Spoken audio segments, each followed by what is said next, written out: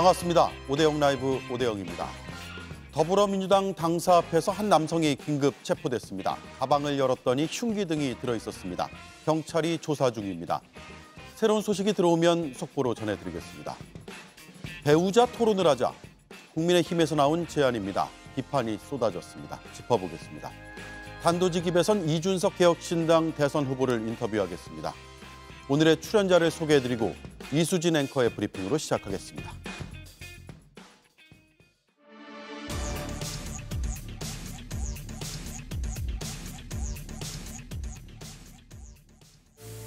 국민의힘 비대위에서 긴급 기자회견을 열었는데 여기에서 예상치 못한 제안이 나왔습니다.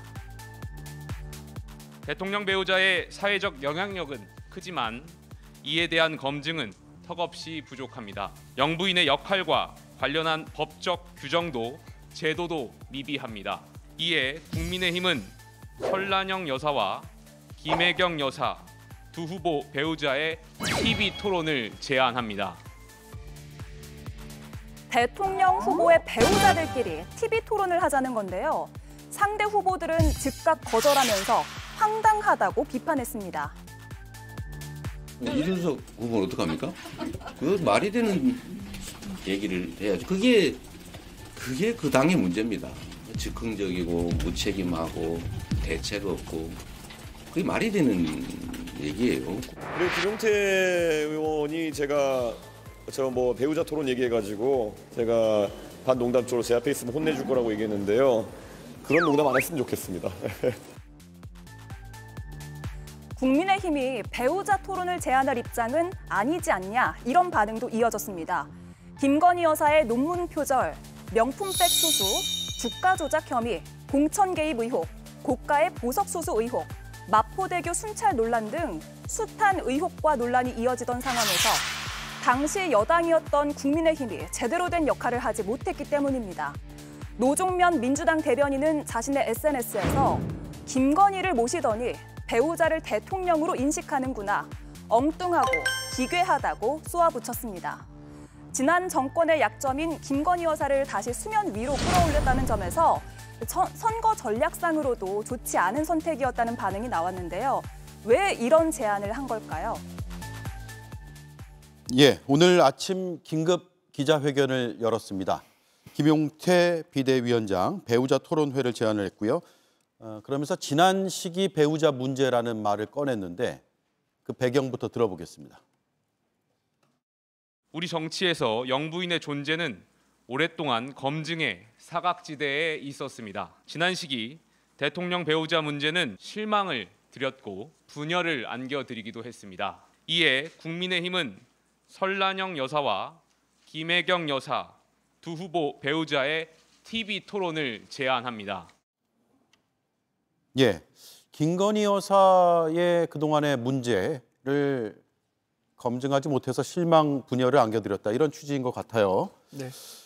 동시에 이런 비판이 나옵니다. 김건희 여사 리스크를 제대로 관리하지 못한 국민의힘이 과연 제안을 할 자격이 있는가? 어떻게 답하시겠습니까? 근데 사실 그 김건희 여사 리스크로 인해서 지난 윤석열 정부 3년 동안의 국정 운영에 큰 부담이 됐다는 거는 많은 분들이 공감하고 계실 겁니다. 지금 설란영 여사와 김혜경 여사의 이 토론회를 개최하자라고 제안 드린 것은 과거에 그런 잘못이 있었으니까 이번에는 철저히 검증해서 그런 잘못이 되풀이되지 않도록 하자는 데 방점이 있다고 보고요. 이 부분에 대해서 이준석 후보는 미혼인데 어떻게 하냐 이런 지적을 합니다. 근데 애초에 김용태 비대위원장이 이 토론회를 제안했을 때는 유력 후보 2명만 하자는 것을 내포하고 있었다고 봅니다. 그러니까 지금 여러 지지율에서 나오는 결과 양강 그 두 후보만 실제로 민주당 김혜경 여사만 받아들인다면 성사될 수도 있는 건데 받아들이지 않기 때문에 성사되지 않는 거거든요. 그래서 이것을 어떤 식으로든 정치적 공세로 다시 되받아치고 있는데 당당했다면 저는 받았어도 된다고 생각하고 우리 당이 무리하게 얘기했다. 그러나 많은 분들은 이 배우자 리스크와 관련한 또 배우자의 자격과 관련한 설란영 여사가 훨씬 더 김혜경 여사보다 도덕적으로 우위에 있는 것 아니냐라는 자신감을 보였다는 식으로도 해석할 수 있기 때문에 저는 뭐 잘못된 선거 전략이었다 이렇게 판단하지는 않습니다. 예, 이재명, 이준석 후보 입장이 바로 나왔죠. 들어보겠습니다. 그러면 이준석 후보는 어떡합니까? 그 말이 되는 얘기를 해야죠. 그게 그 당의 문제입니다. 즉흥적이고 무책임하고 대책 없고 그게 말이 되는 얘기예요. 이 신성한 주권 행사의 장을 그런 식으로 장난을 치듯이 이벤트화해서는 안 되는 겁니다. 격에 맞게 말씀하시도록 요청드립니다. 국민의힘 있는 사람들은 제발 선거를 이기기 위한 그 대책들을 세워야 되는데 제발 스스로 작전이 안 나오면은 돈 주고 컨설턴트를 쓰든지 했으면 좋겠습니다. 이게 언제까지 이렇게 국민의힘의 망상 때문에 시간 낭비를 해야 되는 것이냐. 지금 계엄 정국이 터진 이후에 계속 이길 수 있다 그러면서 시간 낭비해오다가 이 꼴 난 거 아닙니까? 김용태 위원장이 앞에 있었으면 저한테 엄청 혼났을 겁니다. 예, 김유정, 임승호 의원께 차례로 질문을 드리죠. 일단 거절했고요. 뭐 성사될 가능성 거의 없다고 보면 될 것 같은데 이거 해프닝으로 그냥 보면 됩니까? 아니면 어떻게 해야 됩니까? 일단 김용태 비대위원장은 이준석 후보에게 가서 혼 좀 나야 될 것 같아요. 예.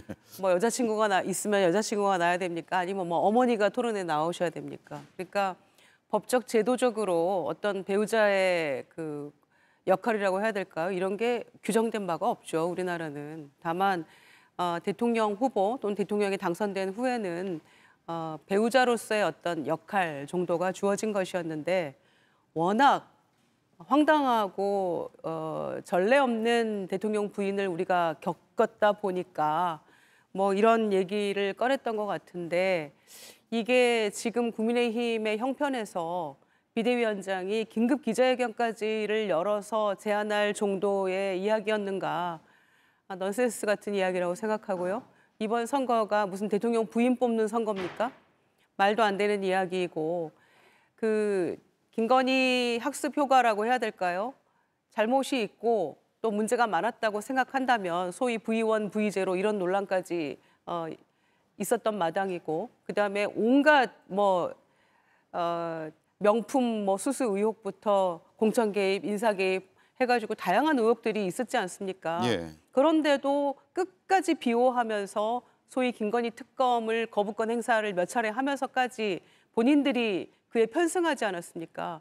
거기에 대한 반성, 그다음에 당론으로 김건희 특검법을 수용하겠다 이런 정도의 기자회견이었다면 저희가 박수 쳤을 겁니다. 그런데 이런 황당한 이야기를 꺼내 들고 마치 이게 대단한 정치적 아이디어인 양 하는 것은 상대를 공격하고 매우 정략적 정치적으로 이용하려는 그냥 술수처럼 보인다는 점에서 젊은 청년 비대위원장이 겨우 이 정도 아이디어를 가지고 긴급 기자회견을 했나 좀 많이 안타깝습니다. 예, 임승호 의원님. 뭐 아무래도 저게 진심으로 이재명 후보가 받을 거라고 생각했다면 그건 진짜 심각한 문제고 저는 일종의 굉장히 낮은 정치적 기술을 건 것이다라고 보는데 두 가지 측면이 있는 것 같아요.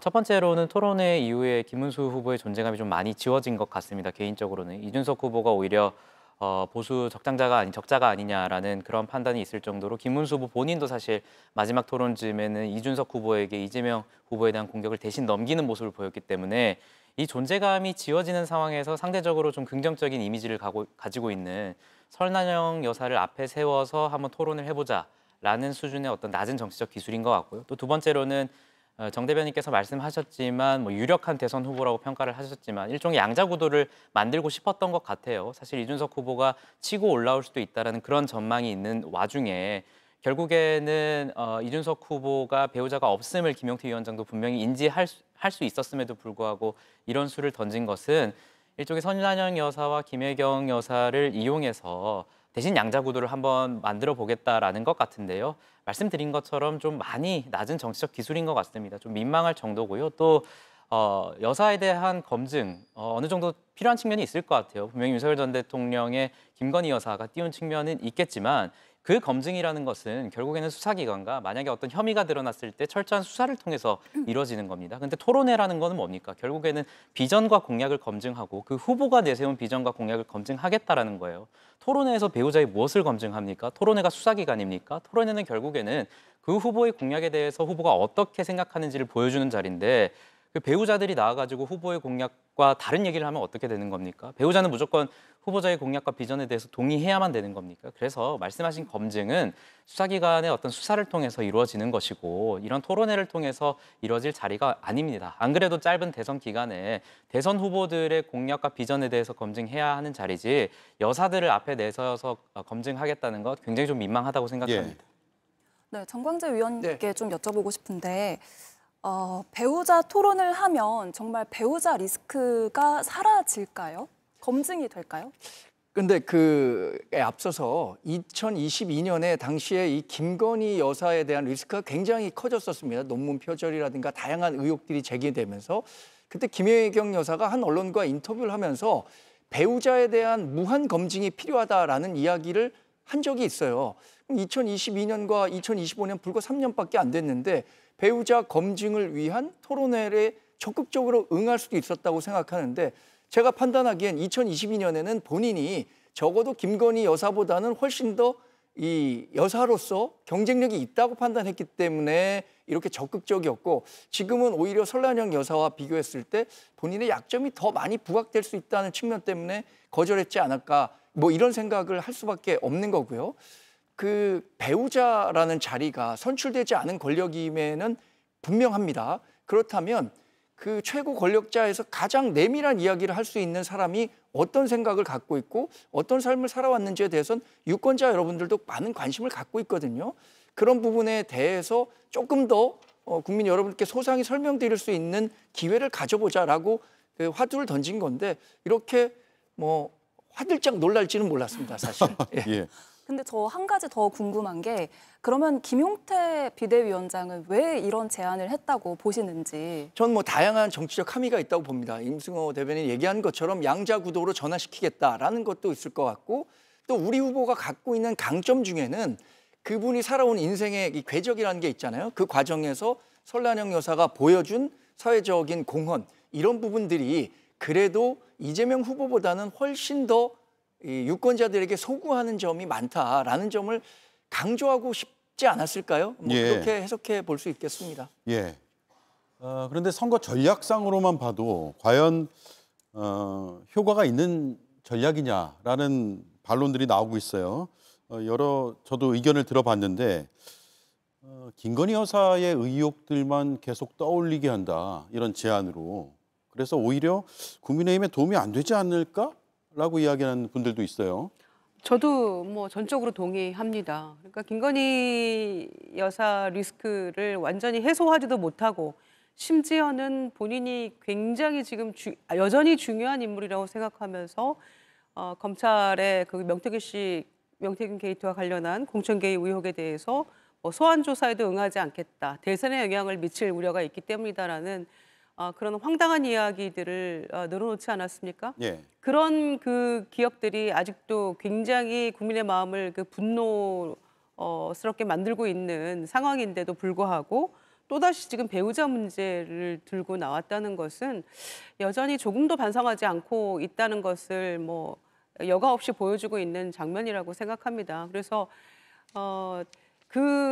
다시 정권 교체를 통해서 태어날 정권 또는 대통령 후보로서의 어떤 자세는 본인이 향후의 어떤 대통령으로서의 철학, 비전, 어떤 리더십, 국정 운영의 방향 이런 것들을 서로 보여주면서 경쟁하는 것이지 배우자들은 그야말로 그 정권에 수반되는 어떤 내조자로서의 어떤 역할을 함께 하는 것이기 때문에 저는 후보자들 간의 토론도 지금 3번이 적다, 많다, 부족하다고 얘기하는 이런 상황에서 배우자들까지를 끌어들여서 이렇게 하는 것은 그냥 굉장히 그 정치적인 어떤 뭐 공격 뭐 이런 거를 해보려고 했으나 결국은 실패하고 반발만 더 크게 불러 일으켜 왔고 또 눈앞에서 보이지 않기 때문에 조금은 잊어버리려고 했던 김건희 여사에 관련한 모든 것들을 다시 소환하는 그런 장면이라고 생각합니다. 마포대교에서 그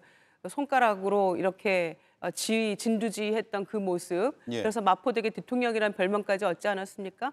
그 장면들을 고스란히 소환하는 것이라고 보기 때문에 상당한 패착이다라고 보고요. 특히 저는 제 개인적인 입장에서 유감스러운 거는 후보자들 역대 대선에서 이 후보자들 배우자들은 정말 조용히 또 소외된 대통령 후보가 직접 가지 못하는 그런 곳을 가서 사람들 만나고 경청하고 이러는 게 대부분이었는데 이번에 국민의힘의 김문수 후보 배우자 경우에는 굉장히 좀 정식으로 공격적이고 이런 모습을 보여서 개인적으로는 좀 상당히 유감입니다.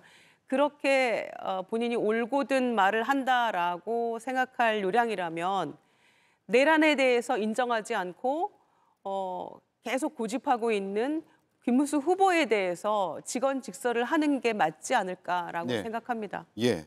자, 속보를 잠깐 전해드리고 이어갈게요. 경찰이 국민의힘에서 벌어진 대선 후보 단일화 논란을 둘러싼 여러 의혹에 대해서 수사에 착수했는데 고발인을 소환했다라는 소식이 새롭게 들어와 있습니다. 영등포 경찰서가 지금 수사를 하고 있고요. 권영세 전 비대위원장, 권성동 원내대표에 대한 고발장을 접수한 상태인데 일단 고발장은 강요미수와 업무방해 혐의로 적시가 돼 있고 그 혐의로 입건이 됐다라고 오늘 경찰에서 밝혔고요. 아마도 국민의힘 대선 후보로 선출된 김문수 후보에게 한덕수 전 총리와의 단일화를 압박한 그런 혐의로 수사를 하는 것으로 보입니다. 고발인 조사를 했다, 소환했다라는 내용들이 지금 새롭게 확인되고 있고 또 현장에서 들어오는 소식이 있으면 전해드리도록 하겠습니다. 자, 임승우 의원님, 제가 오늘 찾아보니까 그 후보 배우자들의 그 토론, 네. 해외에서도 대통령제 국가 중에서 해외에서도 사례를 찾기는 어려운 것 같아요. 뭐 아무래도 저는 뭐 조금 상대적으로는 젊은 입장에서 좀 예전 정서가 아닐까라는 생각도 들어요. 사실 뭐 이준석 후보를 패싱한다는 논란은 둘째치고 사실 아까 말씀드린 것처럼 결국에는 후보가 집권을 한 후에 대통령이 되어서 국가를 이끌어 나가는 것이지, 물론 김건희 여사나 김정숙 여사처럼 조금 존재감을 드러내는 경우도 있겠지만 후보가 결국에는 그 나라를 이끌어가는 겁니다. 그래서 이런 측면에서 봤을 때 더 이상 뭐 배우자에 대해서 토론회를 하자, 배우자가 어떤 생각을 가지고 있는지 검증해보자라고 하는 것은 좀 구시대적인 유물이 아닌가라고 생각을 하고, 또 저는 이런 논란들이 결국에는 김문수 후보가 급하게 단일화를 시도하다가 실패하는 과정에서 있었던 후보의 빈곤한 철학과 비전에서 나오는 거라고 생각을 해요. 결국에는 김문수 후보는 급하게 급조된 후보고 공약이나 비전이나 그런 것들이 준비되어 있지 않다 보니까 계속해서 선거 전략을 이끌어가는 게 이준석 단일화 겁박조, 윤석열 제명조, 홍준표 추격조, 뭐 이제는 설란형식 카드까지 꺼내고 있는데, 계속해서 김문수 후보가 앞으로 드러내는 것이 아니라 설란영 씨, 이준석 후보, 윤석열 전 대통령, 홍준표 후보 등이, 그리고 여기에 더해서 한동훈 대표까지 드러나고 있어요. 결국에는 김문수 후보의 비전이 굉장히 지워지는 겁니다. 그래서 그 심정은 이해하겠으나 이렇게 다른 사람들을 앞에 내세워서 어떻게 정치적, 기술적으로 구도를 전환해보려는 것, 저는 이런 시도로는 지금 이 구도를 바꿀 수 없다. 그래서 저는 김문수 후보와 김용태 비대위원장에게 드리고 싶은 말씀은 저번 토론회에서 봤듯이 본인이 그렇게 발언 기회를 많이 넘겼듯이 이재명 후보에 대해서 대항할 수 있는 훌륭한 대체제 이준석 후보라는 후보가 있습니다. 그래서 김용태 위원장과 김문수 후보의 용기 있는 결단 한번 기대해 보겠습니다. 예, 토론 제안은 여기까지만 하고요. 경찰이 후보 단일화 논란과 관련해서 수사에 착수했다는 것은 오늘 알려진 사실이고, 여기에 더해서 새롭게 이제 들어오는 소식들을 보면 한덕수 전 총리를 고발한 시민단체 측을 출석시켜서 고발인 조사를 했다라는 겁니다. 즉 한덕수 전 총리도 지금 고발이 된 상태이고요. 고발의 이유는 이런 내용입니다. 한덕수 전 총리가 대선 준비에 국무총리실 직원을 동원한 정황이 있다. 따라서 공무원의 선거 관여를 금지한 공직선거법 등을 위반한 것이다라고 고발인은 주장을 하고 있습니다. 그 고발인을 소환해서 조사를 했다. 즉 본격적인 수사에 착수가 됐다라고 판단하면 될 것 같습니다. 예. 저는 그 한덕수 전 권한대행이 이번 선거에 출마하기 위해서 공권력을 일부 동원했다 이런 의혹에 대해서는 충분히 경찰이 수사를 하고 책임질 부분이 있다면 법적 책임을 져야 한다고 생각하는데 지금 정당 내에서 이뤄지는 정치적 결정에까지 경찰이 이렇게 수사를 해서 지금 입건이 돼서 과연 기소까지 할 수 있을 정도의 사안인가 이 부분에 대해서는 상당히 의문입니다. 예. 사실 정치의 사법화가 굉장히 큰 문제로 부각되고 있잖아요. 지금 당내에서 이루어지는 문제에 대해서 지금 고발인이 아마 김용현 전 국방장관 변호인으로 알고 있는데 이런 문제를 자꾸 정치 쟁점화하는 것이 과연 그분들이 생각하고 있는 보수정당 또는 중도 후보의 어떤 결집에 도움이 될 것인가 예. 이 부분에 대해서는 상당히 아쉽게 생각합니다. 예. 경찰에서는 일단 권영세, 권성동 두 지도부에 대해서는 입건이 된 상태이고 출석을 요구할지 안 할지는 아무것도 정해진 것이 없다라는 입장을 조금 전에 밝혔고요. 현 단계에서는 법리를 검토하는 중이다라는 게 경찰의 공식 입장이라고 설명을 드리겠습니다. 자, 커피 원가 얘기를 해볼게요. 토론회에서 일단락 되는가 싶었는데 계속 논쟁이 이어지고 있습니다. 김용태 비대위원장이 이 문제를 계속 제기하고 있고 이재명 후보가 오늘 유세 중에 다시 한번 발언을 했습니다. 들어보겠습니다. 어제 어떤 분이 이 커피를 8,000원에서 10,000원 받는데 원가가 120원이더라 이런 말씀하셨습니다. 커피 소상공인 여러분들께 이 원가 120원인 것을 마치 약 80배 정도의 폭리를 취하는 것처럼 들리던데 커피 소상공인 여러분들의 생각은 어떠신지 좀 궁금합니다. 여당의 주요 인사가 이재명이가 커피 120원짜리인데 8,000원에 판다고 한다고 말하더라. 지금 신났다고 이재명이가 자영업자 폄훼했다 그러고 열심히 떠들고 있어요. 이런 거를 용인하면 되겠습니까? 이렇게 정치를 하면 되겠어요. 제가 여의도에 가가지고 그 여당의 주요 인사한테 형님 밥이나 함께 합시다. 그럼 전화하면 전화를 안 받아요. 이게 무슨 정치입니까 이게. 예. 김문수 후보도 오늘 유세 중에 커피 원가 120원인가? 라고 물으면서 어떻게 자영업자를 살린다고 하는지 알 수 없다라고 자영업자들이 비판하고 있다라는 점을 지금 부각하는 그런 유세를 이어가고 있습니다. 이 문제 한번 처음부터 짚어볼게요. 이게 토론회에서 한 번의 공방으로 끝날 것으로 보였던 문제일 수도 있는데 애초에 어떻게 시작이 됐고 그리고 맥락이 어떤 건지를 좀 짚어볼 필요가 있을 것 같아요. 이재명 후보가 군산 유세에서 커피 원가 120원을 언급했습니다. 16일에 언급이고요. 18일에 김용태 국민의힘 비대위원장이 자영업자를 모독한 것이다 라고 비판을 했습니다. 김문수 후보, 이재명 후보가 다들 보셨다시피 첫 TV 토론에서 관련한 공방을 했고요. 그리고 김용태 비대위원장은 어제 선대위 회의에서 커피를 들고 나왔습니다. 소상공인들이 80배 폭리를 취하는 것처럼 들린다.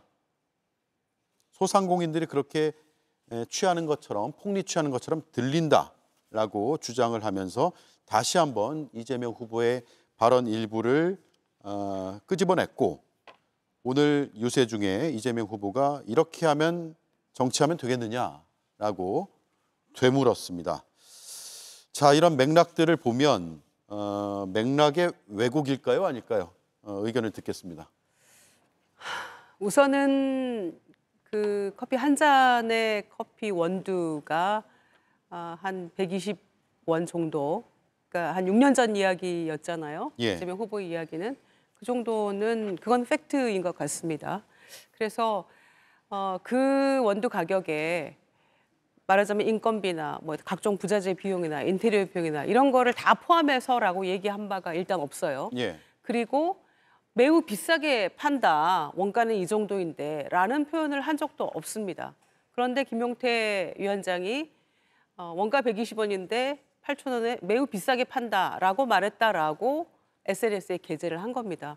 그래서 이건 허위사실 공표다라는 것이고요. 이재명 후보의 발언의 맥락은 그러니까 맥락을 좀 봐달라.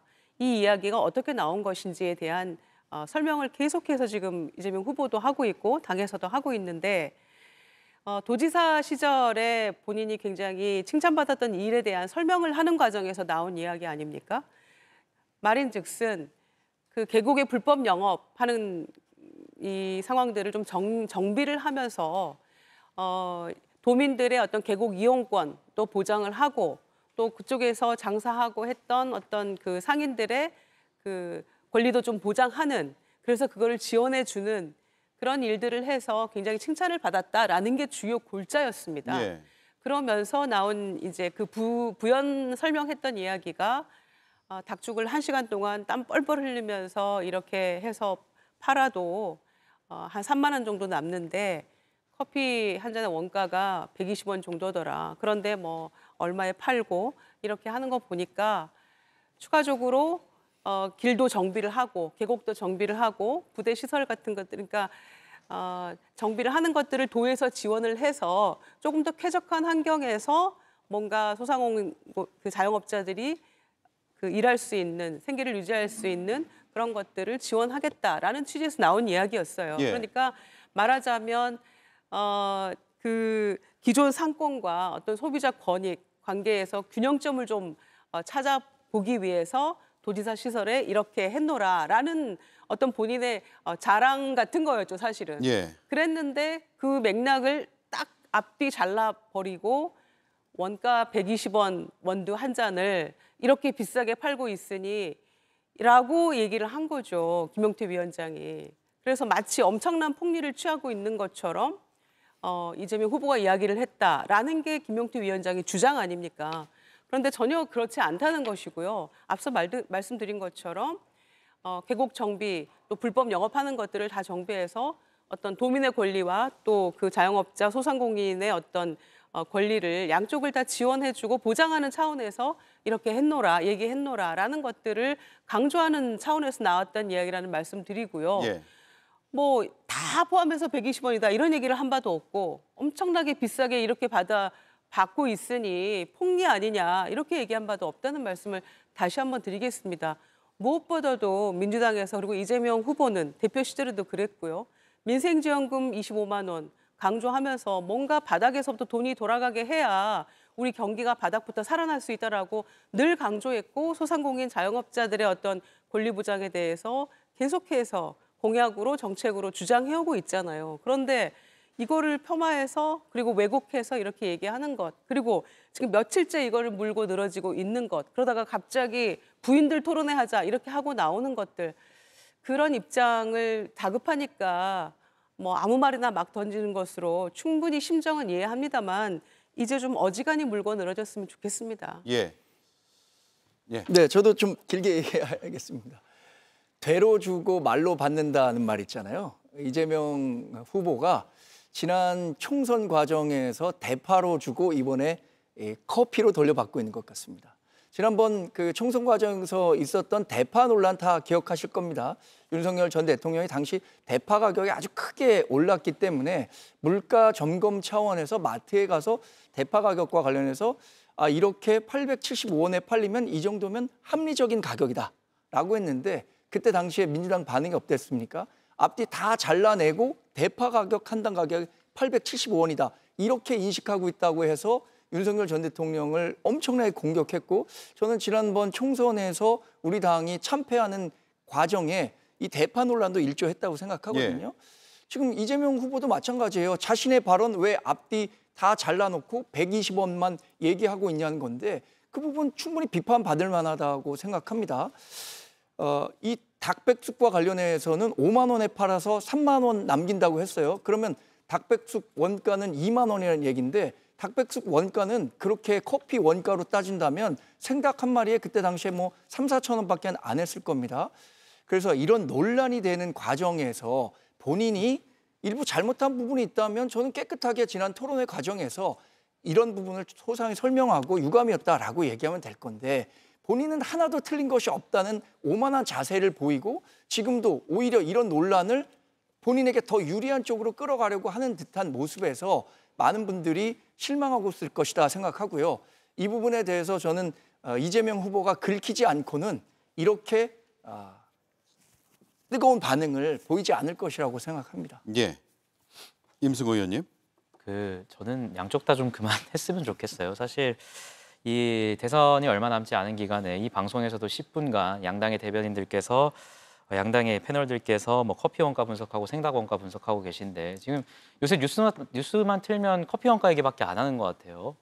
이번 대선의 시대 정신이 커피 원가 분석입니까? 그래서 저는 뭐 1차적인 잘못은 당연히 이재명 후보에게 있다라고 생각을 합니다. 이재명 후보가 지금 뭐 맥락이 왜곡됐다라고 말씀하시지만 그러한 취지로 말씀하시고 싶으셨다면 내가 계곡 정비 이런 거 했습니다. 그 과정에서 이런 업적 세웠습니다라고 말하면 되는 것이지 그것을 일종의 양념을 치면서 나온 말실수에 대해서는 그냥 깔끔하게 사과하고 일부 오해 소지가 있었다. 이런 취지였다라는 뭐 대변인 논평이나 내지는 후보의 발언이 나오고 끝이 나면 되는 거예요. 반면에 국민의힘도 마찬가지입니다. 사실 김문수 후보가 토론회에서 이것을 던졌고 이재명 후보가 계속해서 이런 반응하는 것을 한번 유효타를 때리고 놔두면 돼요. 사실 이재명 후보 공격할 거 얼마나 많습니까? 제2경찰학교 남원 아산 중복 공약이라든지 아니면 호텔 경제학이라든지 아니면 AI 100조를 어디에 쓸지 재원 투자 방안조차 제대로 제시하지 못하는 것 이런 것들에 대해서 계속 공격해야 되는데 지금 한 3일, 4일 동안 국민의힘에서 이재명 후보에게 던지는 아젠다가 커피 원가 분석이에요. 그래서 아무리 맞는 말을 한다 하더라도 이게 한 이틀, 3일 반복되면 국민들과 유권자들은 질려합니다. 다시 말씀드리지만 이번 대선의 시대 정신은 커피 원가 분석하고 닭백숙 원가 분석하는 게 아닙니다. 그래서 양당 모두 한 발 물러서서 다른 아젠다 그리고 다른 비전을 좀 제시해야 될 것 같습니다. 예, 자 여기까지 듣고요. 홍준표 전 대구시장 국민의힘에서 지금 굉장히 공을 들이고 있는 것으로 보여요. 하와이에서 오늘 2차 회동을 한다라고 하는데 2차 회동을 한다는 거는 결국은 결론이 제대로 1차 회동 때 나지 않았다는 것으로 들리고 그리고 홍준표 전 시장이 영화 빠삐용 OST에 노래 OST를 첨부를 했어요.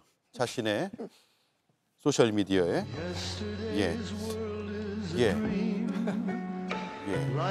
가사를 잘 봐야 될 것 같아요.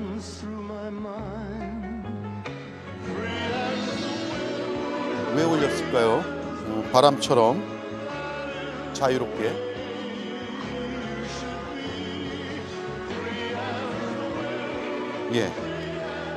무슨 얘기를 하고 싶은 걸까요?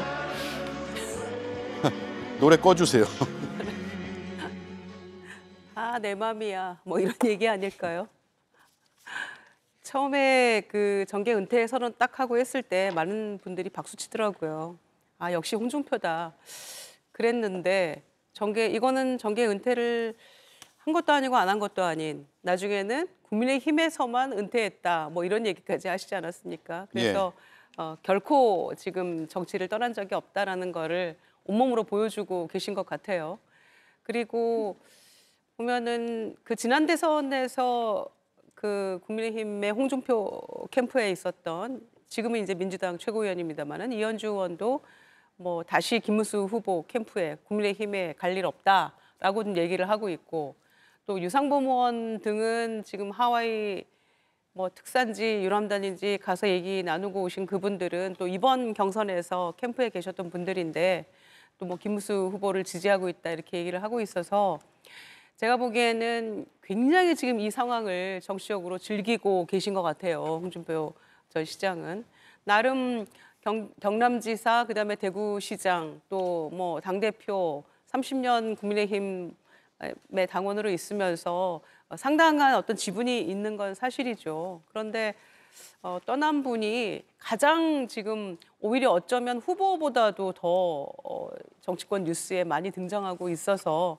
사람들이 굉장히 헷갈릴 것 같습니다. 더군다나 지금 오늘 빠삐용 그 주제가 뭐 바람처럼 매우 자유롭게 다 내 맘대로 이렇게 하는 것 같아서 결국 그 마음이 어디에 가 닿을지는 지켜봐야 될 것 같아요. 뭐 넥타이, 파란 타이, 빨간 타이 이런 것도 사람들 참 헷갈리는 것 같고요. 아무 뜻없는 거라고 주장합니다마는 다 의미 부여 없이 홍준표 시장이 섣불리 그걸 SNS에 올릴 리는 만무하거든요. 항상 뭔가 의미를 부여했었기 때문에. 그래서 이렇게 지금 당내에서도 하나로 뭉쳐서 원팀이 되지 못하고 있으면서 왜 자꾸 빅텐트를 외치는지, 또 개혁신당의 이준석 후보에게 자꾸만 뭔가를 기대하고 요구하는지 이해하기는 참 어려운 상황인 것 같습니다.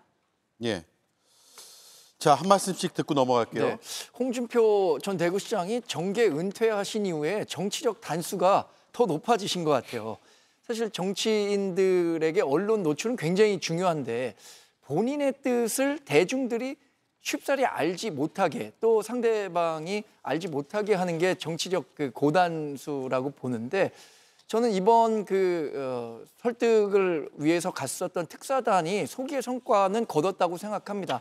적어도 홍준표 전 대구시장이 지금 세간에서 얘기되는 것처럼 민주당 합류설이나 또는 민주당 정부가 들어섰을 때 초대 총리로 갈 수 있다, 이런 것은 불식시킬 수 있었다고 보고요. 예. 김문수 후보가 진정성 어린 자필 편지를 보냈다고 하잖아요. 김문수 후보를 지원한다고 했고 윤석열 전 대통령의 탈당으로 보수가 대통합해야 한다라는 정도의 메시지를 얻었다는 것만으로도 저는 특사단이 하와이에 간 효과가 있었다고 생각합니다. 예. 특사단이 보수 단일화를 논의하겠다라는 얘기도 했는데 이준석 후보는 단일화는 없다고 계속 강조하고 있음에도 불구하고 국민의힘에서 그 얘기를 하는 것 같아요. 네, 뭐 국민의힘의 일방적 구애라는 것은 몇 주 전부터 계속 있어왔고 저희는 뭐 입장에 대한 변화가 없는 상황이고, 뭐 원래 해외에 다니다 보면은 조금 감성적인 것들이 올라옵니다. 홍준표 후보도 얼마나 지금 감성적인 상태시겠습니까? 30년 동안 이제 그 당에 헌신하시고 몸을 담았는데 그 뒤로 사실상 사기 경선에 의해서 쫓겨나다시피 해서 해외에 계신데, 이 30년 동안 헌신한 당이 자신의 SNS 글 몇 번에 반응을 해서 이렇게 쫓아와가지고 그걸 대선 후보의 전략이랍시고 이렇게 추격해오는 것 자체에 대해서 조금 흔히 말하는 조금 이게 무엇이지라는 감정을 좀 느끼셨을 것 같아요. 그래서 제가 드리고 싶은 말씀은 아까도 말씀드렸지만 지금 국민의힘 후보는 김문수입니다. 김문수 후보가 앞으로 나와서 자신의 비전과 공약을 설명해야 되는 것이지, 지금 대선이 2주밖에 남지 않았는데 말씀하신 것처럼 홍준표 전 시장이 사실상 대선 후보인 것 같이 언론에서도 김문수 후보와 거의 동등한 수준으로 다뤄지고 있거든요. 김문수 후보는 어쨌든 지금 국민의힘의 대선 후보 굉장히 많은 조직과 자금을 가지고 있을 텐데 이제 해외에서 SNS 하고 계시는 홍준표 후보만큼의 아젠다도 발굴해내지 못하고 언론에도 이름을 올리지 못한다면 이게 과연 공당이라고 할 수 있겠습니까? 그래서 저는 누누이 말씀드리지만 김문수 후보가 아젠다를 발굴할 능력이 없고 비전을 제시할 능력이 없다면 용기 있는 결단이 필요할 때입니다. 언제까지 본인이 지금 말하고 있지 않습니까? 이재명 후보를 막는 것이 이 대통령 선거의 시대 정신이라고. 그러면 용기 있는 결단을 하든지, 그것이 아니라면 뭐 홍준표 대책위원회, 이준석 대책위원회, 윤석열 대책위원회를 만들 것이 아니라 김문수 후보가 어떤 사람이 있고 그 사람이 어떤 스토리를 가졌고 그 사람이 어떤 생각을 가지고 있는지를 조금 명확하게 제시할 필요가 있다. 지금도 너무 늦었다라는 말씀 드리겠습니다. 예, 다음 이슈로 넘어갈게요. 이수진 앵커가 브리핑하겠습니다. 이 북부가 사실은 대한민국 전체의 안보를 위해서 그 오랜 세월 동안 특별한 희생을 치렀지 않습니까? 땅도 못 쓰고 개발도 못하고 그 피해를 보는 대신에 대한민국 국민들은 안보 이익을 누렸지 않습니까? 이 경기 북부 지역은 제가 천국을 만들어 주겠다고 말은 못하지만 대통령으로 할 수 있는 권한을 최대한 행사해서 북부의 이 억울함을 최대한 풀어드리도록 하겠습니다. 이재명 후보는 오늘 평화와 안보를 주제로 경기 북부 지역 유세에 나섰습니다. 의정부와 고양, 파주 등을 방문했는데요. 가는 곳마다 이렇게 많은 인파가 모였습니다. 어제부터 이재명 후보는 방탄 유리를 설치했는데 김문수 후보는 여기에 대해 이렇게 비판했습니다. 방탄 유리를 또 이렇게 막아가지고, 나는 여기 유리 없는 거 여러분 아시죠? 김문수는 유리가 없습니다. 방탄 유리가 없어요. 방탄 조끼도 안 입었죠? 그럼 방탄 조끼 입고 방탄 유리 지금 다 쳐놓고 이런 사람이 대통령이 돼서 되겠습니까? 내가 총 맞을 일 있으면 저는 맞겠습니다. 대통령 김문수! 그런데요, 경찰이 오늘 오전 11시 20분쯤 칼과 비비탄 총을 소지한 채 민주당사 앞을 배회하던 30대 남성을 검거하면서 실제로 존재하는 테러 위협에 너무 둔감한 발언이란 비판도 제기됐습니다. 한편 개혁신당 이준석 후보는 5월에만 광주 일정을 나흘 동안 소화하며 호남을 향한 구애를 이어갔습니다. 꽃다발은 아직 못 드리고 이거 소년이 온다 한가하게. 광주에서 받은 그 의미가 있네요. 전남대에서 학식 투어를 이어갔는데요. 이 후보와 사진을 찍기 위해 이렇게 긴 줄이 이어지기도 했습니다. 이준석 후보는 5.18 정신을 계승하고 AI와 모빌리티 분야 투자 확대를 약속했습니다. 네, 속보가 하나 더 들어왔습니다. 오늘 속보가 많습니다. 이창수 서울중앙지검장이 사의를 표명했다는 소식 조금 전 들어왔습니다. 조상원 차장검사도 동반 사의를 표명했습니다. 이창수 서울중앙지검장은 윤석열 전 대통령의 아주 최측근이라고 불리기도 했고요. 또 김건희 여사가 연루된 의혹이 있는 여러 사건들에 대해서 제대로 수사를 하지 않았다라는 여론의 비판에 직면해 있는 그런 인물입니다. 최근에는 김건희 여사가 소환 통보를 받고도 출석하지 않았는데 체포영장 청구 얘기까지 나오는 이런 상황에서 그리고 또 대선을 목전에 둔 상황에서 이창수 서울중앙지검장이 사의를 표명했다라는 소식이 들어왔습니다. 어떤 의미가 있을까요? 짧게 한 말씀씩 들어볼까요?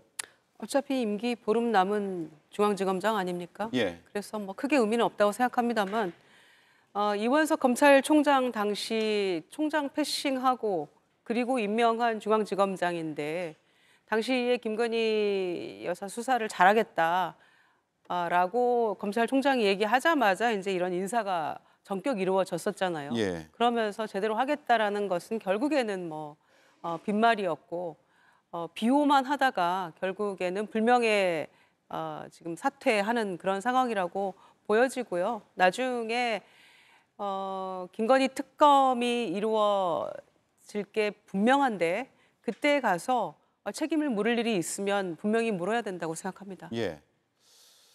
네, 이창수 서울중앙지검장이 법무부에 사의를 표명했고요. 조상원 서울중앙지검 4차장 검사도 함께 사의를 표명했습니다. 이창수 서울중앙지검장이 사실 그 김건희 여사의 도이치모터스 주가 조작 사건 불기소 처분과 관련해서 야당이 탄핵안을 통과시켰고 헌법재판소에서 탄핵 재판을 받았죠. 그래서 제가 알기로는 당시에 8대0 기각이 된 것으로 아는데 8대0이었는지 그때 뭐 헌법재판관이 몇 명이었는지 제가 정확하지는 않지만 그리고 업무에 복귀했지만 현실적으로 지금 뭐 본인이 할 수 있는 일이 많지 않다고 생각했기 때문에 사의를 표현한 것 같은데 정확한 내막은 제가 뭐 아직 확인이 되지 않아서 정확히 말씀드리진 어렵겠습니다. 예. 예, 뭐 이창수 중앙지검장 말씀하신 것처럼 이제 윤석열 전 대통령의 최측근이다. 뭐 이런 분석도 있는데 뭐 결국에는 말씀하신 것처럼 정권이 이제 어쨌든 윤석열 전 정권은 탄핵당한 정권인 상황에서 이제 검찰의 그리고 검사들의 일종의 인사 문제에 있어서도 정리를 할 때가 된 건 하죠. 된 건 맞는 것 같습니다. 그래서 큰 의미를 부여할 필요는 없고 다만 말씀하신 것처럼 김건희 씨에 대한 어떤 주가 조작 사건에서 문제가 되는 지점이 있다면 이 부분에 대해서는 직을 그만뒀다 하더라도 차후에 다양한 방면으로 조금 입장 표명이나 수사가 있어야 되지 않을까 뭐 이런 생각은 개인적으로 해봅니다. 예, 이창수 서울중앙지검장은 탄핵이 기각됐을 때 전원일치로 즉시 직무에 복귀했습니다. 대선 한 2주 정도 남았고요. 대선 앞두고 또 여러 중대한 사건들이 지금 수사가 진행되고 있는 상황에서 스스로 물러나겠다는 의사를 밝혔다는 점을 속보로 전해드렸습니다. 지금 이 시각 후보들의 일정 잠깐만 짚고 가겠습니다. 이재명 후보는 파주 그리고 잠시 뒤에는 김포에서 유세를 할 예정이고요. 김문수 후보는 이 시각에는 경기권에 있고 네, 지금 이 시각 유세 현장의 모습이고요. 그리고 앞서서는 서울에서 유세를 펼쳤습니다. 그리고 이준석 후보는 오늘 오전에 호남 일정이 있었고 마치고 서울로 올라와서 잠시 뒤에 인터뷰를 할 예정입니다. 예, 그래픽에 프로그램 이름까지 써주셨네요. 예. 자, 오늘 유세 현장 쭉 짚어봤고요. 오늘 그 민주당 당사 앞에서 벌어진 일을 정리를 좀 하겠습니다. 흉기 소지범이 체포가 됐습니다. 관련한 그 자료들 영상으로 잠깐 보면서 이야기를 나누도록 하죠. 30대 남성이고요. 체포된 남성의 가방 안에서 흉기 그리고 비비탄 총이 발견이 됐습니다. 이런 건 굉장히 위험한 일이고 어떤 동기가 있었는지는 아직 조사를 해봐야겠지만 저런 물품이 나왔다는 것만으로도 굉장히 위협이 될 수 있기 때문에 경찰에서 철저한 조사가 필요해 보여요. 그렇습니다. 지금 다행히 별일 없이 흉기만 소지한 채로 체포가 됐기망정이지 이후에 또 어떤 일이 추가적으로 벌어졌을지는 누구도 알 수 없는 일 아닙니까? 예. 그런 마당인데 이재명 후보가 이제 사실상 지금 이번 21대 대선의 후보들 중에서 정치 테러를 당한 또 유일한 후보이기도 하고요. 지난번 비상계엄 상황에서 체포 명단에 들어간 유일한 후보이기도 합니다. 그런 점에서 실질적인 위협 이런 것들이 없다고 누가 장담할 수 있겠습니까? 그리고 그 수많은 제보와 전화들 이런 것들 때문에 당에서도 굉장히 신경을 많이 쓰고 있고 또 비단 이재명 후보뿐만이 아니라 모든 대선 후보들의 경우에 만전을 기해야 할 때라고 생각을 합니다. 그런 점에서 방탄복만으로 되겠느냐라는 어떤 지지자들의 안 된다, 방탄 유리도 필요하다라는 어떤 그 목소리가 굉장히 비등했거든요. 그래서 며칠 준비 끝에 이제 방탄 유리도 마련을 해서 사용을 하고 있는데 이걸 놓고서 국민의힘에서 김문수 후보 비롯해서 이거를 또 비아냥거리는 목소리를 내더라고요. 정치 도의상 이거 가지고 이렇게 상대를 비난하거나 조롱하는 대상으로 삼아서는 안 된다고 생각합니다. 예. 안전의 문제이고 실질적인 위협을 느꼈던 후보 아닙니까? 지난번에 정치 테러 당했을 때도 정말 목숨이 조금만 더 그런 상황이었다면 위태로운 그런 순간이었는데 그 상황들을 다 지켜보고도 방탄유리나 방탄복 가지고 이렇게 비판하는 것이 저는 참 정치적으로 도의적으로 있을 수는 없는 일이다라는 생각 때문에 굉장히 씁쓸했거든요. 예. 이런 이야기는 서로 자제하는 것이 옳다. 그리고 모든 후보들의 경우는 만전을 기해야 한다라고 생각합니다. 예.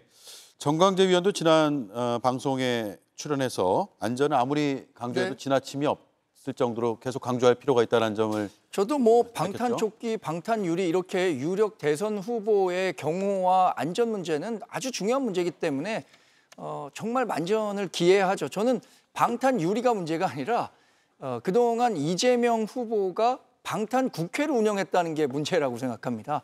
방탄유리 할 수 있죠. 안전을 지켜야 하니까요. 그러나 이재명 후보가 과거에 당대표로서 자신의 이 범죄와 관련한 혐의 이런 그 재판을 막기 위해서 국회를 방탄의 도구로 사용했다는 게 지금 나오는 방탄조끼나 방탄유리 논란보다도 훨씬 더 심각한 문제라고 생각합니다. 예. 오늘 방탄유리막을 사용하기 시작을 했고요. 그 현장 영상 잠깐 보고 질문 이어가겠습니다.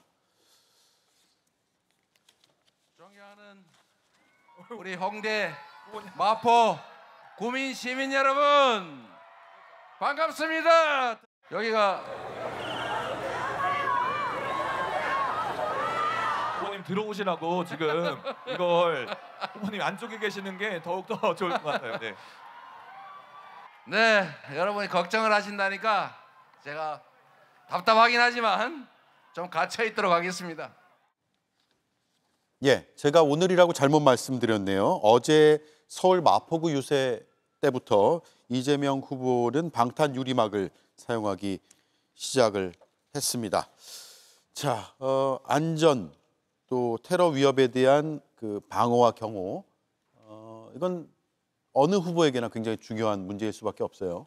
네, 그래서 말씀하신 것처럼 이재명 후보와 다른 당에 있지만 결국에는 후보의 안전은 모든 후보가 보장받아야 되는 것입니다. 말씀하신 것처럼 이제 피습의 경험이 있으시기 때문에 경호에 더 신경 쓸 수 있습니다. 다만 이제 뭐 유권자들과의 소통 측면에서는 좀 답답할 수 있겠죠. 하지만 그건 민주당 내에서 그 유권자들의 소통 측면과 경호 문제를 잘 조율할 것이지, 김문수 후보 같은 경우에는 뭐 총 맞을 일이 있다면 맞겠습니다라고 이제 유세를 하던데 좀 굉장히 위험한 발언이라고 봐요. 사실 모든 후보가 이런 테러에 대한 것은 자기에 대한 테러든 다른 후보들에 대한 테러든 굉장히 강경하게 대응해야 됩니다. 그래서 동료 정치인들에 대한 예의도 아닌 것 같고 본인의 어떤 신변에도 위협이 될 수 있는 발언이다라고 생각을 하고, 저는 이런 방탄유리 논란에도 계속해서 김문수 후보가 이런 걸 띄우면서 필요 없는 논란을 계속 만들어내고 있습니다. 말씀하신 것처럼 이번 시대 정신은 뭐 커피 원가 분석하고 닭백숙 원가 분석하고 방탄유리가 옳니 많이로 싸우는 것이 아닙니다. 이재명 후보의 호텔 경제학과 같이 조금 괴짜 경제학 이런 것들을 비판하면서 정책을 비판하고 비전을 같이 좀 비판했으면 좋겠습니다. 예, 여기까지 하죠. 시간이 다 됐습니다. 세 분 잘 들었습니다. 고맙습니다. 고맙습니다.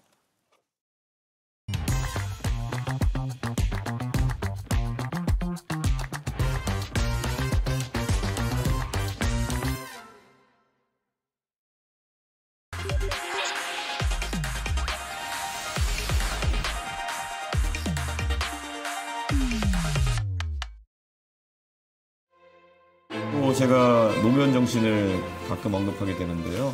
노무현 대통령께서 정치를 하시면서 어려운 길을 거의 10년 가까이 걸으셨는데, 그때 여론조사 지지율 1.6% 이렇게 나오던 노무현 대통령을, 그 정신을 받들어 세워준 곳이 바로 이곳 광주였습니다. 저는 지금 광주의 시민들께서도 대세론이라 이런 것이 아니라 결국 새로운 대한민국을 위해서 하나의 새로운 신화를 만들어달라, 그런 말씀을 드리고 싶습니다. 네, 오대영 라이브의 간판 코너 단도직입을 시작하겠습니다. 이준석 개혁신당 대선 후보 나와 있습니다. 어서 오십시오. 네, 안녕하세요. 예, 목이 많이 쉬셨던데 좀 나아지셨어요? 아이고, 이게 선거 때는 저도 선거 여러 번 치러봤지만은 목이 항상 일정 부분 이렇게 잠긴 상태로 가게 돼 있습니다. 예. 그래도 잘 관리해 보려고 합니다. 다음 토론 때까지. 예, 이번 주에 또 토론이 있기 때문에 목 관리를 잘 하셔야 될 것 같아요. 광주, 오늘 오전까지 어제부터 광주에 머물렀는데, 호남에 이번 공식 선거운동 기간에 3번 방문했잖아요. 맞습니다. 예, 특별히 호남에 더 공을 들인다고 봐도 될까요? 저는 이제 5.18 민주화 운동이라든지 아니면 광주에 대한 역사적인 잘못된 인식에 제가 개입한 바가 없습니다. 그렇기 때문에 저는 호남의 미래를 이야기할 수 있는 그런 범보수 진영의 유일한 사람이다, 이렇게 생각하고, 그래서 사실 4, 5년간 제가 계속 투자해온 그런 시간들이 있지 않습니까? 저는 호남 주민들께서 그걸 많이 알아주시는 것 같아요. 네. 제가 갔을 때 다른 뭐 보수 계열의 인사들 같은 경우에는 뭐 5.18 묘지 참배하려고 하다가 저지당하는 경우도 있고 이런데, 저희는 개혁신당 사람들은 그런 게 없거든요. 예. 나름 그런 것에 대해서 호남 지역민들이 평가해주고 계시다, 그런 생각을 합니다. 예. 개혁신당 총선 끝나고 나서 곧바로 당시에 광주에 갔었던 기억이 나네요. 그렇죠. 그 김해에서 저희가 국화꽃을 1000송이 정도 수배해가지고 영남의 꽃으로 사실 5.18 묘역에 하나하나씩 저희가 참배한다는 저희의 노력을 이제 보여줬던 것인데요. 그때 많은 연락을 받았습니다. 특히 그때 강기정 광주시장님께서 너무 감사하다고 이렇게 말씀 주셨고, 오늘도 뵀는데 사실 광주에 대한 노력이라고 하는 것은 제가 정치하면서 계속 이어가도록 하겠습니다. 예, 선거 기간 내내 학식 먹자 일정을 이어가고 있는데, 대학교에서 학생 식당에서 학생들하고 점심 먹는 모습이 사실 대선에는 잘 보이지 않는 모습이잖아요. 학생들은 어떤 얘기를 제일 많이 합니까? 학생들은 그 제가 가는 학교마다 지금 충남대도 갔다 왔고 경북대도 갔다 왔고 이번에 전남대도 갔다 왔고 지역을 대표하는 대학들도 가보면은 각자의 고민이 다 다릅니다.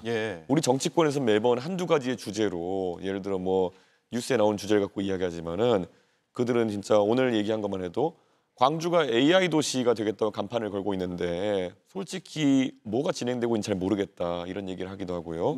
아니면 지거국이라고 하는 곳이, 지방거점 국립대라고 하는 곳이 이름만 거창하지 지금 사실 갈수록 등록금도 14년째 동결되고 이러면서 학생들이 진짜 필요한 서비스를 제공하지 못하고 있다, 뭐 이런 것들 아주 구체적인 얘기를 해줍니다.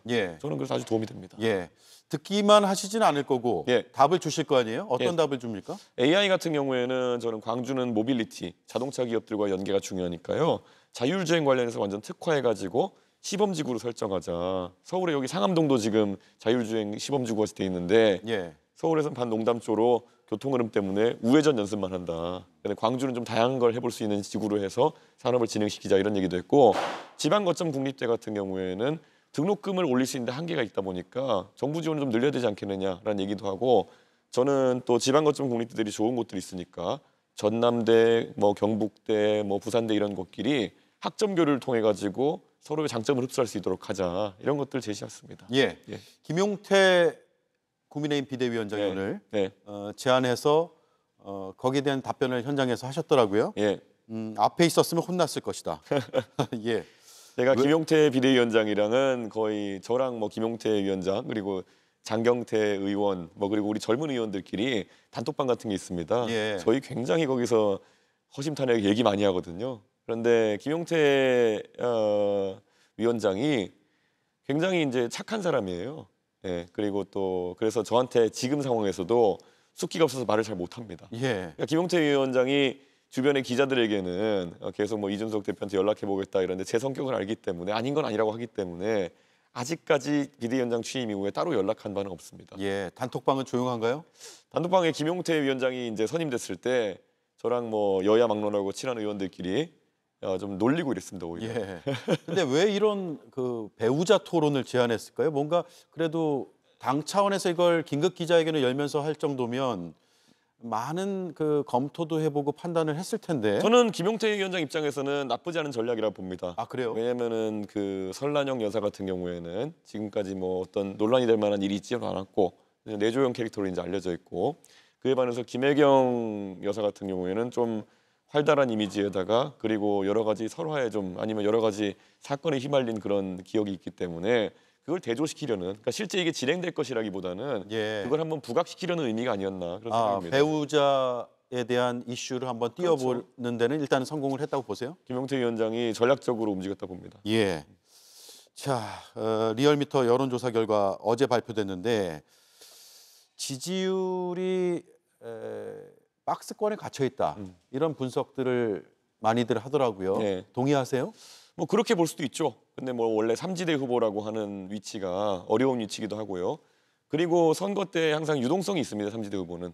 우리가 잘 아시는 것처럼 지난 탄핵 대선에서도 안철수 후보 같은 경우에도 거의 뭐 초반에 10에서 30까지 찍었다가 다시 뭐 또 20대로 내려가고 이런 출렁임을 겪었거든요. 예. 저는 토론회 과정을 겪으면서 그때 안철수 후보의 출렁임도 토론회 때 발언이나 이런 것들 때문에 있었던 것이거든요. 저는 이제 첫 토론회가 지났고 아직 토론회가 반영된 조사는 나오지 않고 있습니다. 그래서 좀 지켜보시면 될 것 같습니다. 네, 첫 토론회의 그 반응들이 반영되는 그 여론조사에서는 지금의 지지율보다는 많이 상승할 것이라고 보세요? 조금은 뭐 존재감 면에 상승이 있을 거라 생각하고요. 예. 잘 보시면은 제가 지난 토론회에서 이재명 후보의 어떤 경제공학의 허점이라든지 아니면 뭐 잘 모르고 이야기한 것들 막 짚었더니만은 최근 적어도 온라인상에서의 반응은 거의 이재명과 이준석만 언급되고 있는 그런 상황이다. 예. 이게 원래 민주당 지지층도 그렇고 민주당의 핵심 관계자들이 먹금 전략이라고 하죠. 그러니까 먹이를 주는 걸 금지한다 이런 인터넷 용어인데 먹금 전략을 하겠다 해서 이준석을 언급하지 않는 전략을 취하다가 본인들이 스스로 이제 봉인 해제하고 나와서 이준석 때리기를 하고 있거든요. 저는 그들의 기구성된 전략이 깨진 상황에서 이제 많은 변동성이 생겼다 예. 이렇게 봅니다. 예. 그래프 다시 한 번만 볼게요. 이재명 50.2, 김문수 35.6, 이준석 8.7 이렇게 나왔고 없음, 잘 모름이 4.4%. 즉 이 여론조사로만 본다면 부동층의 비율이 그렇게 높지는 않은 예. 것 같습니다. 그렇다면 다른 어떤 후보의 지지자들이 좀 돌아서는 것을 봐야 되는데 김문수 후보 쪽의 지지자들이 많이 돌아설 것 같습니까? 저는 어쨌든 이재명 후보의 위험성을 제가 지적하고 있기 때문에 이재명 후보의 당선을 저지하기 위해서는 저랑 김문수 후보가 어떻게 하는 거는 전혀 중요하지 않고요. 지금 예. 시점에서는 이재명 후보가 40% 초반대 정도로 지지율이 내려오는 것이 제일 중요합니다. 예. 그게 제가 동탄 모델 얘기할 때도 그때도 한 2주 전, 선거 2주 전 시점으로 보면은 상대 민주당 후보가 한 45%, 6% 정도 지지율을 가지고 있었거든요. 그게 최종 선거 결과에서는 39까지 내려오면서 이제 사실 민주당 후보가 낙선하시고 제가 당선된 케이스였거든요. 저는 지금 상황에서 이재명 후보가 사실 여러 가지 도덕적 논란이 있는 후보인데도 불구하고 유능하다라는 프레임이 이상하게 동작하고 있었다 저는 생각하거든요. 그런데 그 유능한 프레임이 깨지는 것이 굉장히 중요하다 봅니다. 이번에 이재명 후보의 그 경제에 대한 인식, 소위 호텔 경제론이라고 하는 것이 첫째로 애초에 말이 안 되는 이론이요. 그 그래프를 보고 그 차트를 보고 나서 누가 동의하겠습니까? 호텔에 예약했다 취소하면 경제가 살아난다는 그런 말을. 그게 첫 번째요. 두 번째는 뭐냐면은 제가 오늘 그것의 원전이 원래 어디서 나온 얘기인지를 밝혔는데 이재명 후보가 그 원전을 보고 바로 얘기한 것인지 아니면 또 중앙 단계를 거쳤는지는 모르겠지만 애초에 그러니까 보수적인 경제 학파에서 케인즈주의자들을 비판하면서 이야기할 때 이거 돈 갖고 장난쳐봤자 되는 일이 없다라는 걸 보여주기 위해 가지고 만든 이런 차트거든요. 그게 원래 여기선 10만 원이 호텔 경제학에서 도는 건데 미국에서 나온 버전은 100달러가 도는 겁니다. 근데 거기에 보면은 실제 뭐 조롱하기 위해 가지고 호텔에 나중에 돈을 갖다 자는 주체가 무슨 뭐 성매매 여성 뭐 이렇게 돼 있어요. 그 정도로 그냥 조롱용으로 만들어 놓은 그런 미국의 하나의 인터넷 밈 같은 거를 그거를 대한민국의 뭐 대표적인 경제 정책인 것처럼 대선 유력 주자가 지금 이야기하고 있는 겁니다. 이건 만약에 이게 그런데 이거를 제가 오류를 지적했는데도 이재명 후보가 받아들이기보다는 또다시 군산에서 이제 얘기했고요. 또 토론장에서 얘기하고 지금은 민주당 계열 스피커들이 온 방송에 나가가지고 이준석이 멍청하다, 오히려 이건 맞는 말이다 이렇게 방어하고 있어요. 이거는 빨리 주장을 철회하지 않으면은 웃음거리가 되는 겁니다, 대한민국이. 다시 말씀드리지만 이거는 호텔과 매춘부의 관계 이런 걸 해가지고 정말 신랄하게 그런 돈이 돈다라는 이론을 비판하기 위해 가지고 보수적인 경제학파에서 만든 내용이거든요. 이걸 100달러를 10만 원을 바꿔가지고 이제 국민들한테 특히 이재명 후보가 영상 같은 데 뭐라 그러면 경제란 이런 겁니다라는 표현을 끝에 써요. 흡사 국민들한테 경제 강의하듯이 경제는 이런 거다. 이건 굉장히 위험한 발상입니다. 이재명 후보의 지지율 얘기하다 여기까지 왔는데 지금 50% 정도 선에서 계속 추세적으로는 이어지고 있거든요. 이 추세가 달라질 거라고 보시는 거예요? 저는 달라져야 된다고 얘기하는 것이고 그래서 저는 국민의힘에서 제가 단일화 무쇠라고 이야기하는 눈만 뜨면은 이제 단일화 얘기만 하는 분들이 있어요. 이분들이 제발 착각에서 벗어났으면 좋겠다. 지금까지 이 선거판에서 활기가 돌지 않다가 결국 첫 번째 토론에서 어쨌든 이재명 후보의 무능이라는 프레임이 이제 동작하기 시작하면서 인터넷 공간 유선 달아올랐는데 이것으로 어떻게 이재명 후보를 검증할지를 고민해야 될 판에 막 출근만 하면 계속 단일화 얘기하면서 이 주타격 방향을 흐트리는 사람들이 있거든요. 저는 이거는 전략적으로도 움직임이 맞지 않다 생각합니다. 단일화 말씀 먼저 꺼내셨으니까 생각은 전혀 없다라는 점 여러 차례 거의 뭐 매일 질문 받고 매일 답변을 하는 걸로 제가 현장 영상을 보고 알고 있는데 그렇습니다. 가능성은 제로라고 보면 될까요? 그 단일화를 하게 되면은 단일화에서 지는 사람도 단일화 경쟁에 지는 사람도 이상한 거고요. 단일화해도 지는 단일화하는 사람은 더 이상한 사람입니다. 그렇기 때문에 지금 단일화를 위한 논리적 구성 자체가 지금 되어 있지 않아요. 그렇기 때문에 저는 이 상황에서 단일화를 언급하는 사람들의 심리를 잘 모르겠습니다. 지금 뭐 지지율 합산으로 이재명 후보를 이길 수 있다 그러면 사실 논리적으로라도 구성이 될 텐데 그런다 해도 할까 말까인데 지금같이 이재명 후보의 지지율을 어쨌든 검증을 통해 가지고 약화시키는 과정에는 참여도 안 하면서 지금 이준석이 다 하고 있습니다 지금. 그런데 자기들은 지금 계속 앉아가지고 뭐 안 하면 너 배신자야 뭐 이런 거 그냥 정치공학만 걸고 있잖아요. 저래서 국민의힘이 선거에 있어가지고 전략이 없는 겁니다. 자, 대구 경북 지지율도 보겠습니다. 이재명 43.5%, 역시나 어제 나온 리얼미터 조사고요. 김문수 44.9%, 이준석 9.0%. 부동층은 이 조사에서는 더 줄었어요. 이재명 후보가 지난 대선에서는 한 22% 정도를 득표했는데 대구 경북에서 여론조사는 상당히 높게 나오거든요. 대구 경북 첫날부터 가셨으니까 민심을 잘 읽고 계실 텐데 어떻습니까? 지금 ARS RDD 방식의 조사에서는 일반적으로 지역별 통계가 굉장히 이상하게 나오고 있습니다. 그래서 뭐 김문수 후보의 호남 지지율이 뭐 35% 이렇게 나온 조사들도 있고요.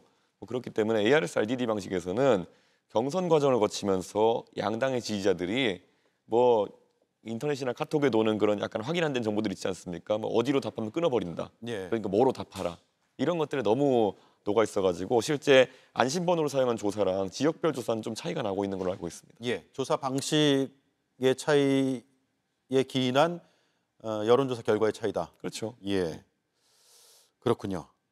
근데 대선 이제 막 공식 선거운동 시작되면서 새 후보가 다 대구 경북 첫날 갔었잖아요. 그때 느끼는 느낌이 있었을 거 아니에요. 저는 어땠습니까? 대구 경북 지역에서 굉장히 반응이 좋습니다. 그래가지고 뭐 제가 굳이 말씀드리자면은 동탄 선거 운동과 크게 다르지 않다 그런 느낌을 받았고요. 보통 그 선거를 하게 되면은 투표를 할 수 있는 후보와 투표를 할 수 없는 후보로 보통 유권자들이 구분을 하거든요. 네. 절대 찍지 않은 후보와 뭐 그다음에 찍을 수 있는 후보로 구분하게 되는데 대구 유권자들이 이준석은 상당 부분 찍을 수 있는 유권자를 분류해 놓은 상태이고 다만 우선순위에 있어가지고 어떻게 가져갈지를 고민하고 있는 상황인 것 같다. 그런 느낌 많이 듭니다. 네. 개혁신당 출신 김용남 전 의원, 허은하 전 대표 예고된 행보였다라고 말씀하셨는데 선거 때는 사실 나하고 생각이 좀 다르더라도 보통 합치는 경우가 많잖아요. 반대로 이제 합치지 않고 이제 이탈하는 인사들이 생겼단 말이에요. 어떻게 판단하고 계세요? 근데 뭐 오대영 라이브에서 매번 김용남 의원을 배서 아시겠지만은 사실 지난 총선 때 비례대표 공천을 받기 위해서 김종인 위원장과 저에게 굉장히 강하게 요구를 했었는데 예. 그게 받아들여지지 않은 뒤로는 방송 활동을 할 때 그냥 개혁신당 몫으로 하신 거고 예. 그다음에 사실 당의 의도와 항상 반대되는 말씀을 방송에서 많이 하셨거든요. 예. 그러니까 저는 그거는 정치하는 사람으로서 그렇게 명예롭지 않은 행동이었다 이렇게 생각하고 그에 대한 본인의 판단은 아마 본인이 뭐 책임져야 될 것이다 이렇게 생각하고요. 네. 뭐 그래도 뭐 저는 선택하신 길에서 좋은 결과가 있기를 바라는 마음이고요. 뭐 허은하 전 대표 같은 경우는 마찬가지 아니겠습니까? 결국에는 당원들이 사실 이런 사안에 대해서는 개혁신당 당원들이 가장 가까이서 보고 있었고 92% 가까운 당원들의 선택으로 대표직에 물러난 이유, 어떤 행보를 해왔는지 잘 알고 있고 아마 허은하 전 대표 같은 경우에는 지난 한 3년 가까운 세월 동안에 이재명 후보에 대한 원색적인 비난을 해온 결과가 많기 때문에 아마 이재명 후보의 지지층 같은 경우에도 그런 내용을 보면서 깜짝 놀랄 내용들이 많이 나올 겁니다. 예.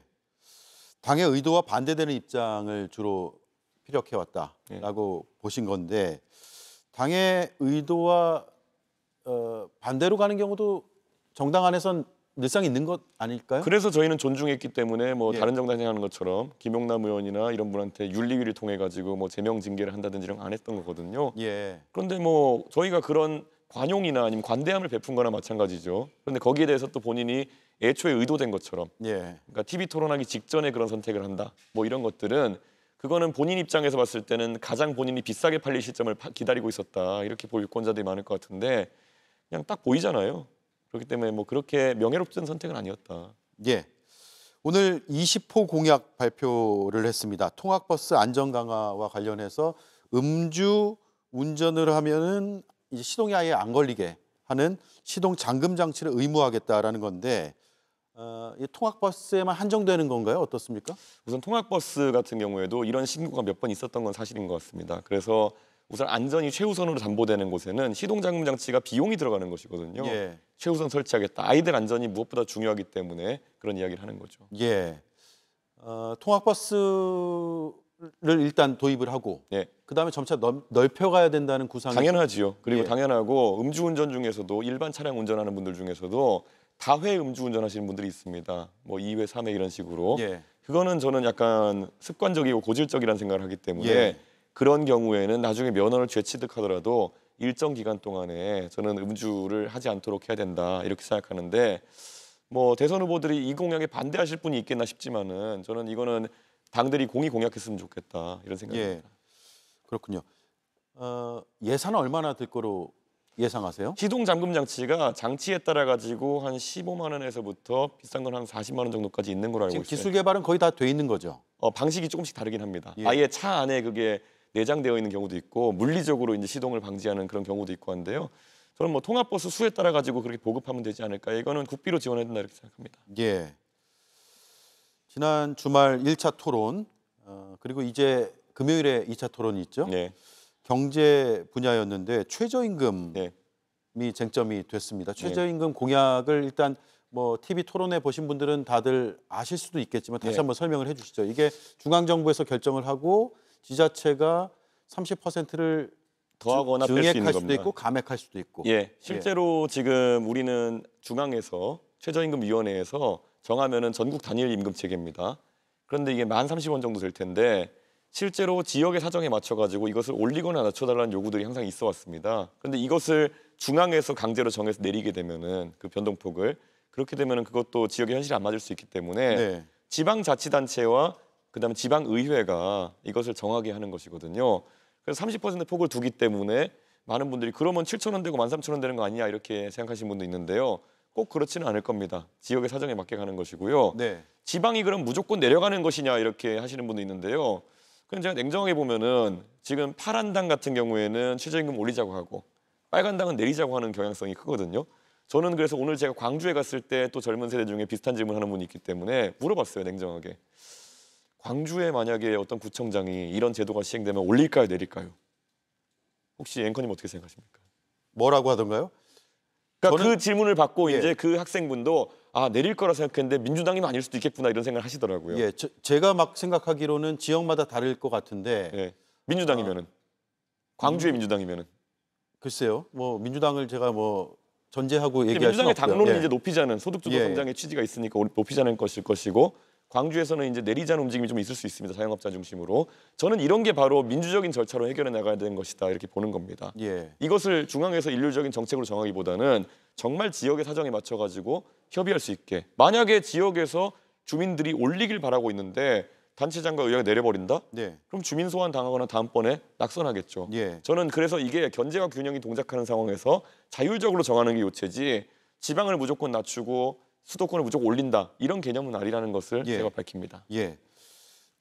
노동자들은 올리길 원하겠지만 예. 또 고용을 해야 되는 소상공인들은 내리길 원할 것이고 네.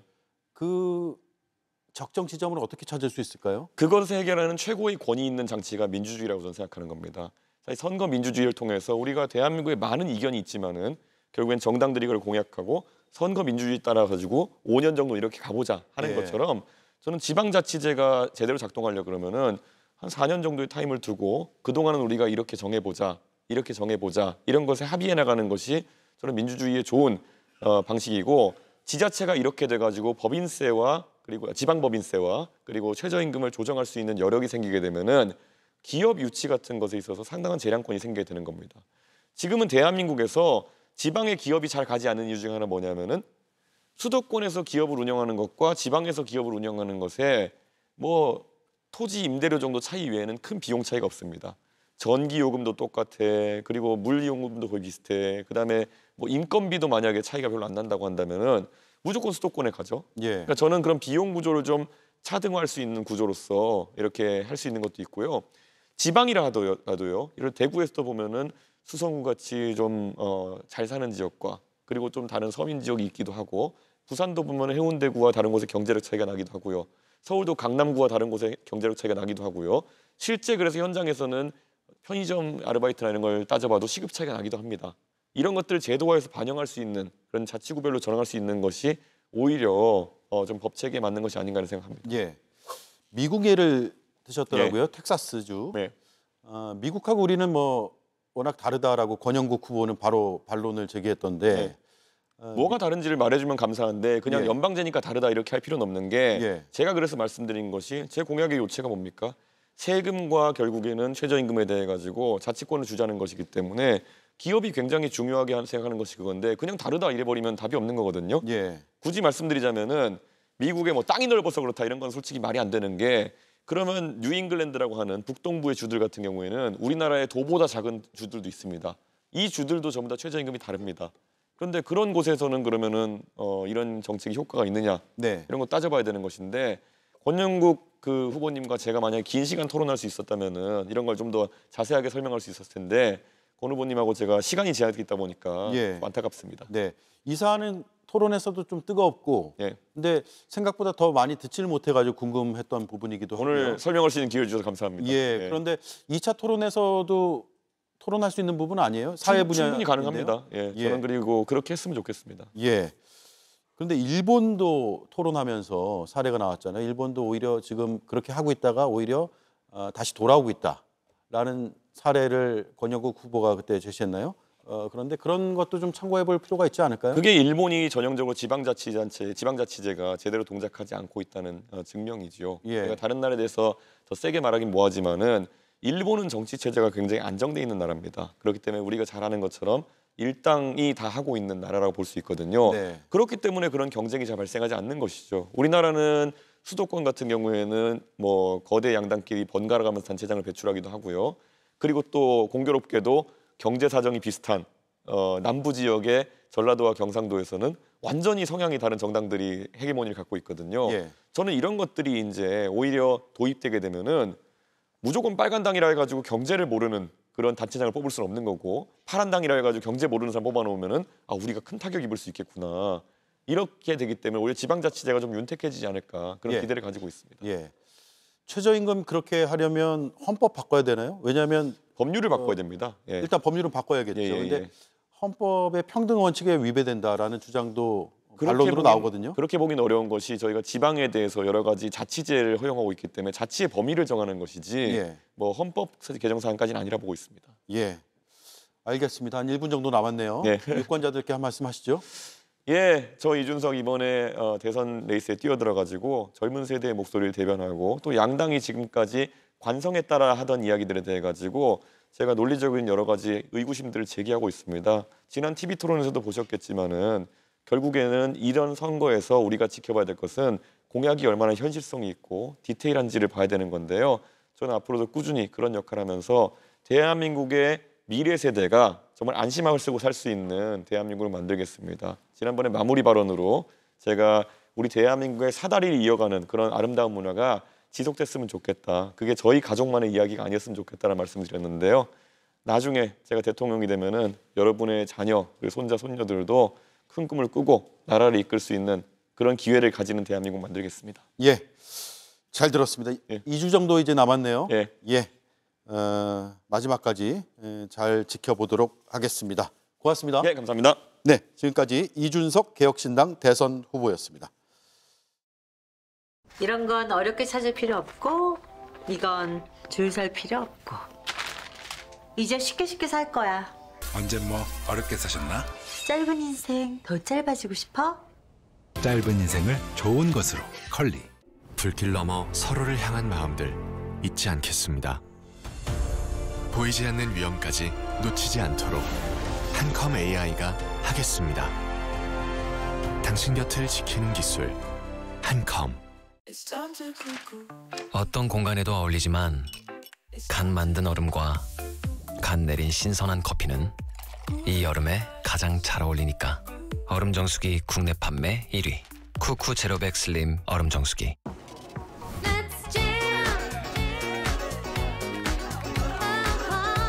여기 완전 꽉 찼어. 꽉 찬 이 맛이지. 20가지 영양소가 빈틈없이 꽉. 국민의힘은 설란영 여사와 김혜경 여사 두 후보 배우자의 TV 토론을 제안합니다. 검증을 위해 배우자 토론을 하자 곧바로 비판이 쏟아졌습니다. 대선이 영부인을 선출하는 선거인가? 라는 반박, 정책 검증과 무관하다는 반론, 다른 대통령제 국가에서 사례를 찾기 어렵다는 비교까지 비판의 근거로 제시됐습니다. 그리고 그럴 자격이 있냐라는 근본적인 물음도 나왔습니다. 후보 배우자 시절부터 여러 의혹이 불거졌음에도, 영부인이 되어선 또 다른 의혹들이 터져 나왔음에도 악마화하지 말라며 비판하는 언론에 도리어 화살을 돌렸던 전례들 때문입니다. 앵커 한마디였습니다.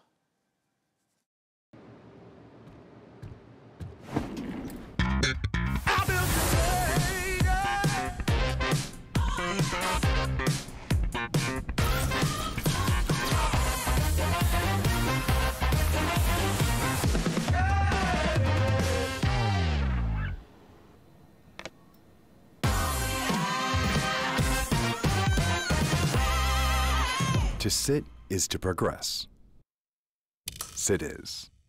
아니 표정 왜 그래? 사실은 제가 치즈를 왜 처먹어? 일만 커져. 쉿, 작게 말해요. 먹는 약 치센 있잖아. 약해진 혈관을 튼튼하게 먹는 약 치센. 치즈를 키우지 말고 치센. 어때? 너무 편해요.